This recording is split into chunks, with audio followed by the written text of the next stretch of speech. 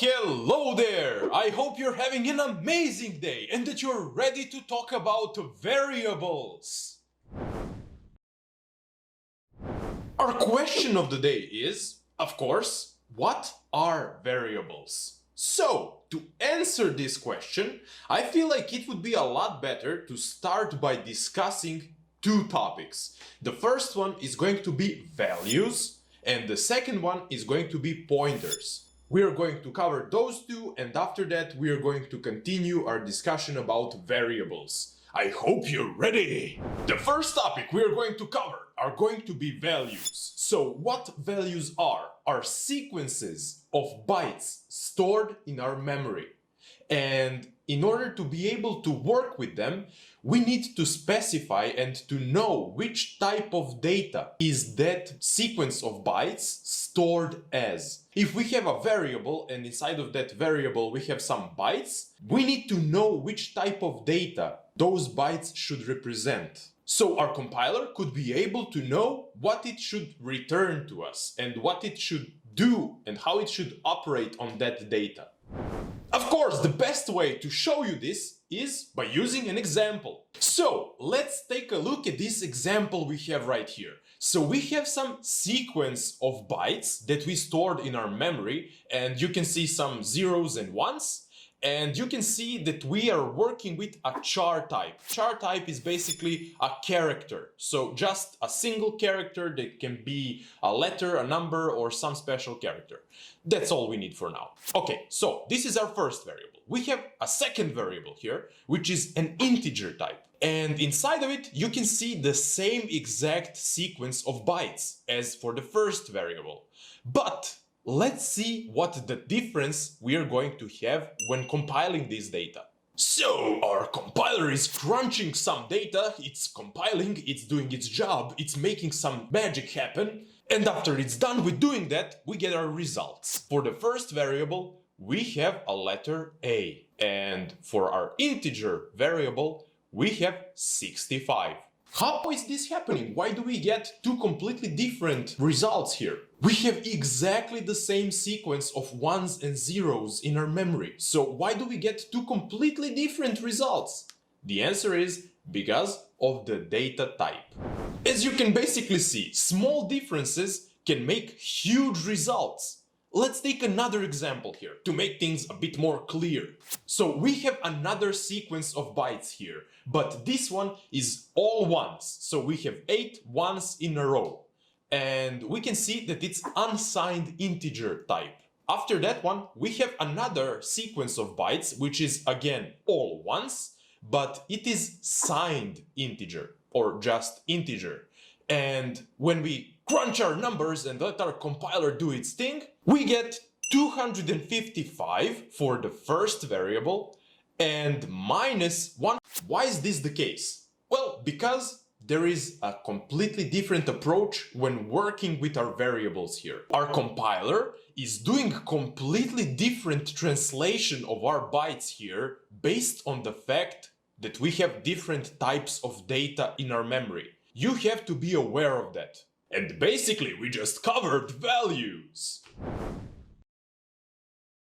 As I already mentioned, have a grain of salt when listening to this discussion about pointers, because this is a very complex topic. And we're just going to cover basics here. I need you to understand some basic concepts in order to be able to follow along our journey here. So, what is a pointer? A pointer is some memory location that stores a pointer to another memory location. So it basically just holds the address towards some different memory location, and when we dereference our pointer, it will just return the value that it points to. Yeah, I think it would be a lot better to talk this through an example. Let's go right into it. Well, alrighty then. And the first thing we get is our stack memory. Right now, you should definitely at least know the basics about the stack memory because we talked about it in our second video about main function. So if you do not remember it, please jump to that video and refresh your memory.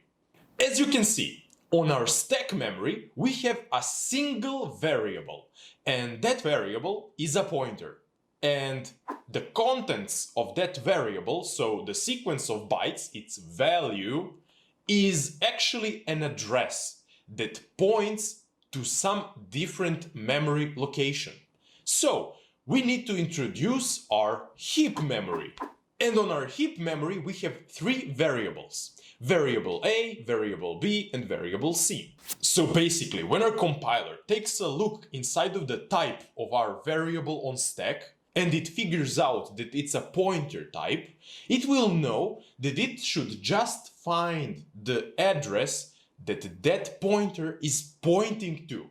So, as you can see here, our stack pointer is pointing to variable B. You can see these tiny letters, which basically in our imaginary example represent addresses. So as you can see in pink numbers, you can see the address that matches the one that we have in our stack variable. But how will our compiler know how to fetch the value that we are storing in our variable B on the heap? Basically, this process is called dereferencing a pointer, which in practice means that the compiler is going to follow and go to the address that is stored in our pointer, and when it finds that memory location, it is going to return us the value that was stored on that memory location. In our case, that's the contents of variable B. So if you think about it, it can be considered a treasure hunt. So you're looking for a treasure, but in our case, the treasure is data. Not so much fun, but okay.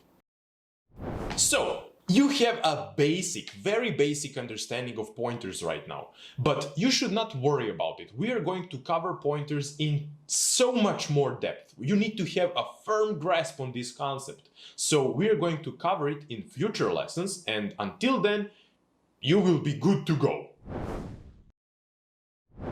And now, ladies and gentlemen, we finally managed to arrive to the whole purpose of this video. We are finally going to start our discussion about variables. Variables are nothing more than just places in memory where we can store our values, and also have an information about the data type that is stored in those values.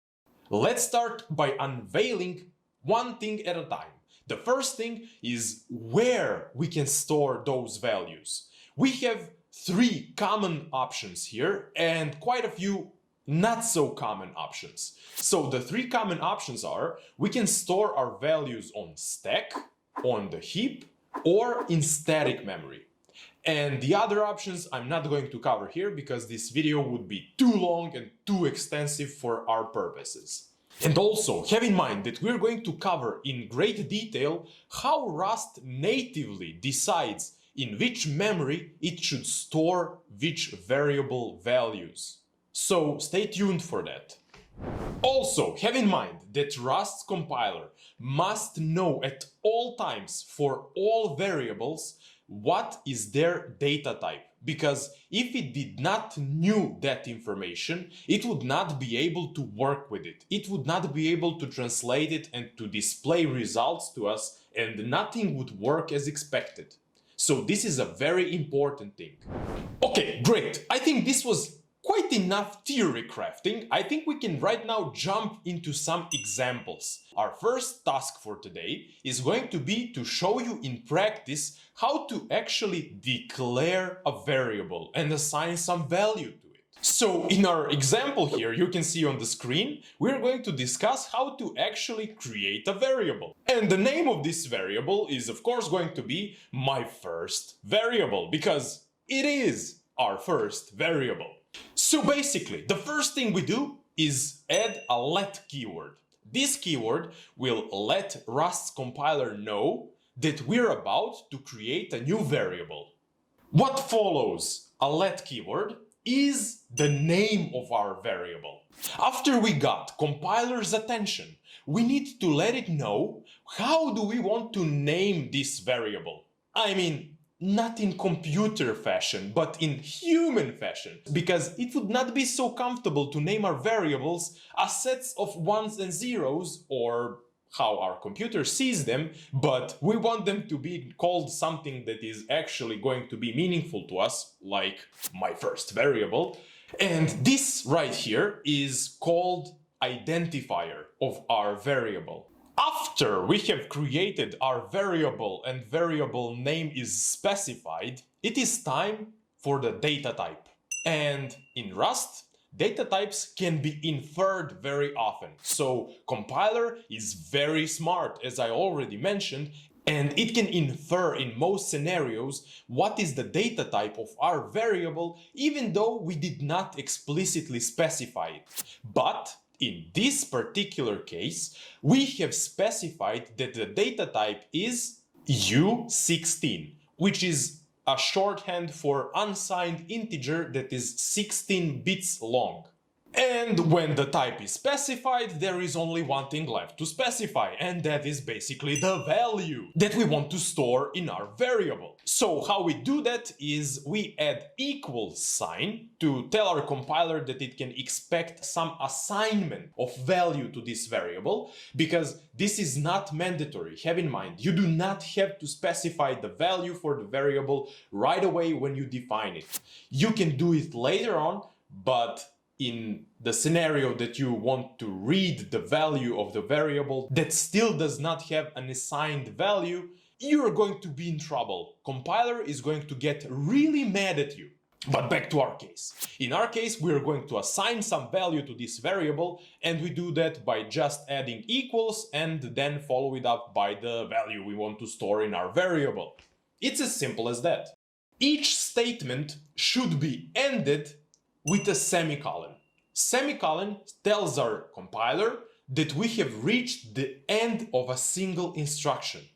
And this is very important, unless, of course, you want your compiler to scream at you, because it will do that. Hey, why are we in our Visual Studio Code environment? Why are we here? Well, if we're here, let's get the most out of it. It is perfect time to use our creative side and create a few variables.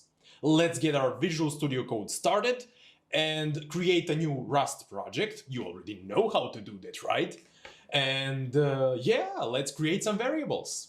Let's kick things off by creating our first variable, which is going to be called the second variable because we already created our first variable, and we're going to make it i32. So the data type is going to be i32, which is actually 32-bit integer type. And we're going to assign some value to it. But we're not going to assign what we expect to be assigned, so we are not going to assign some number, we are going to assign some character, for example. And let's see what the compiler will do with it. As you can see, as I have added it and saved the file, we immediately got the attention of compiler. We are getting error here. We are seeing that our errorlens extension is screaming that we have an error at our hand. So let's build our project and see what the compiler will tell us. And as you can see, it suggests us to actually parse the data into integer if we want it to be used as integer.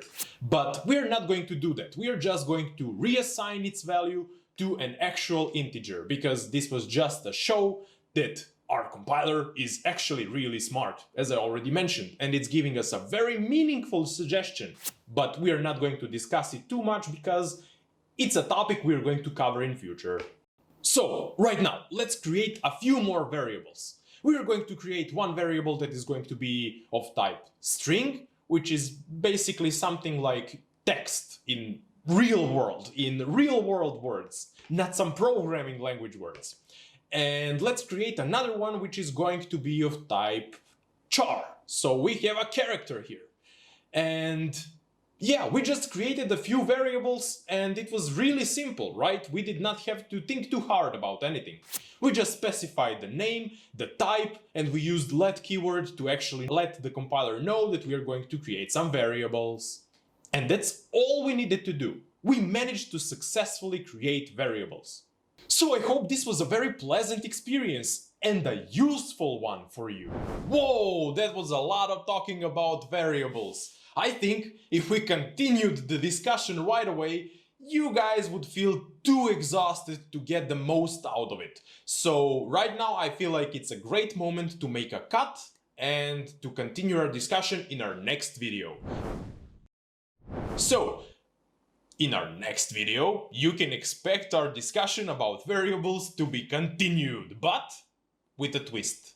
In a bit more advanced fashion, because we covered all the basics. So we're basically going to be left with some more advanced topics and concepts, but not too advanced, so don't be scared of it.